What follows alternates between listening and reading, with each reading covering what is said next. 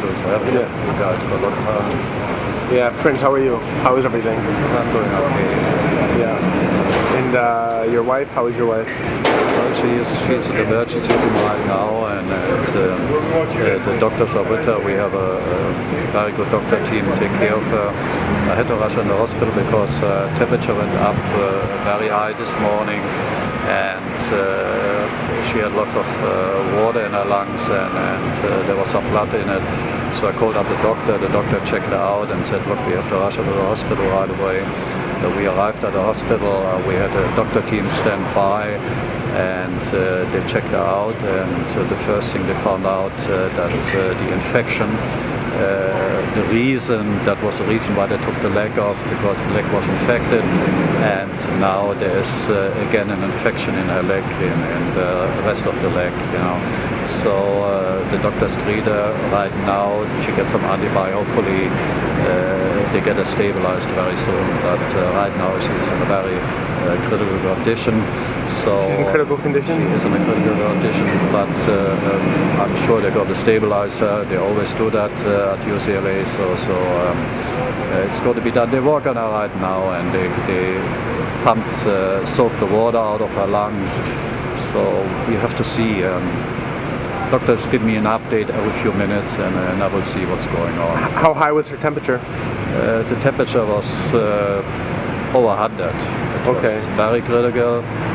She had to be rushed in, and that's the first thing we do. Every hour we check her temperature, and if the temperature goes high, we have some medication at home to treat that, you know, and we have ice packs and everything to do it. But when the temperature goes over 100, that's when she has to be rushed to the hospital right away, and that's what we did. Yeah. Hello? Yeah, I'm just in the hospital at the emergency room with my wife. But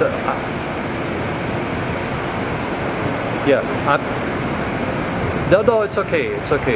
Tomorrow it's okay. You know, either we are home or at the hospital, and I'm going to do that tomorrow. Okay.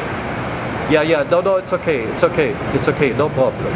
I do it tomorrow. Okay. All right. Thank you.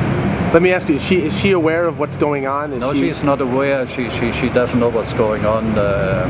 As a matter of fact, you know, unfortunately, since she has had the last operation, she doesn't recognize people. She doesn't recognize very much. Does she recognize you? Well, I hope she does. She looks at me. She squeezes my hand, but we don't talk very much. She doesn't say anything, so she doesn't know what's going on. As a matter of fact, when she came home 2 weeks ago, she didn't know she was at home. She always thought she is still in the hospital because, of course, the nurse is around at home, the treatment she gets at home, so she believes she's still in the hospital. But it's also good that she doesn't know what's going on. I don't want to scare her. I don't want to tell her.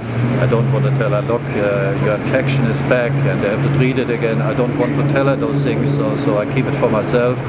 And I'm almost sure the doctors, they're going to stabilize her very soon, and everything is going to be okay, and she will be home again. What exactly are the doctors saying, though? Like, what's her prognosis? Do they really think that she'll pull through? I mean, her age, it's very sensitive, you know? Yeah, I mean, you know, when you're that age, you know, my wife is going to be 94 next week. In that age, even if you're not sick, you have to be thankful for every day you get. So it's, but she is sick, so you know, doctors tell me all kinds of things. They tell me always to be prepared. Anything can happen the next day. You know, we never know.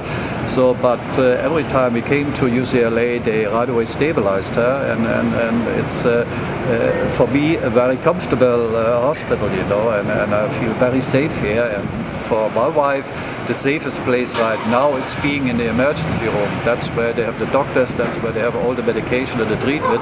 It's the best place for her to be, and I'm sure they're going to stabilize her very soon, because I want her home. I want her home for her birthday.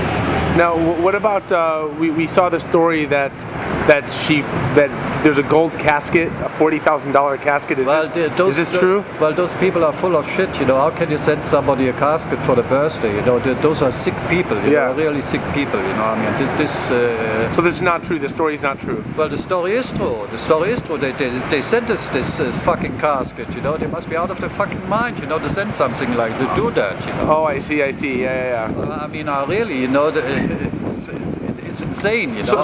So you're not making funeral plans at this point, then?